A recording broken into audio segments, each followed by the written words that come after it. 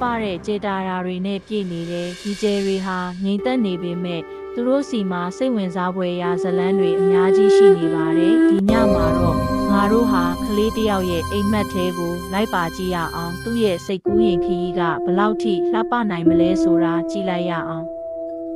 မင်းကလေးမာယာဟာညဘက်အိပ်ရာထဲမှာနှလုံးလေးတွေမိတ်လိုက်ဖွင့်လိုက်နေသူမရဲ့အိတ်ခမ်းနေရန်ပေါ်ကကြေတာယာပုံလေးတွေကိုစိုက်ကြည့်နေတဲ့ဒီကျယ်တွေဟာသူမကိုဖိတ်ခေါ်နေတယ်လို့ပါပဲရုတ်တရက်ကျယ်တပွင့်က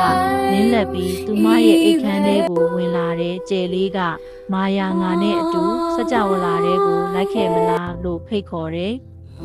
မာယာဟာကျယ်လေးနဲ့အတူကောင်းကင်ကိုပြန်တက်သွားတယ်သူတို့ဟာကြေတာယာတွေကြားမှာရှောက်သွားနေကြတဲ့ကျယ်တွေဟာသူတို့ကိုပြုံးပြနေတယ်လို့ပါပဲ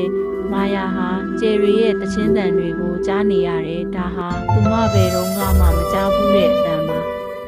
သူတို့ဟာလျှို့ဝှက်တဲ့ဂျိုးတစ်ခုစီကိုရောက်သွားတယ်အဲ့ဒီဂျိုးမှာပျော်ရွှင်တဲ့တတဝါလေးတွေရောင်စုံအလင်းတွေပြီးတော့စိတ်ဝင်စားဖွယ်ရာပဟေရီတွေအများကြီးရှိနေတယ်မာယာဟာဒီဂျိုးပေါ်မှာသူမရဲ့အိမ်မက်တွေကိုအမှန်တကယ်ဖြစ်လာသလိုခံစားရတယ်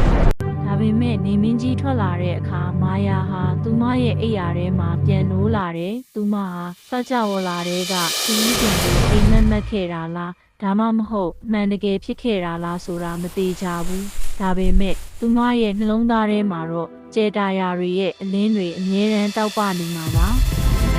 ဒီဇလန်းလေးကငါတို့ကိုသင်ကြားပေးတဲ့အိမ်မက်တွေဟာဘလောက်ပဲကြီးမားနေပါစေငါတို့ရဲ့စိတ်ကူးတွေကပိုကြီးမားတယ်ဆိုတာကိုဒါကြောင့်ညဘက်မှာကြေတာယာတွေကိုကြည့်ပြီးအိမ်မက်မက်ကြည့်ပါဘာတွေဖြစ်လာမလဲဆိုတာမသိဘူးလေ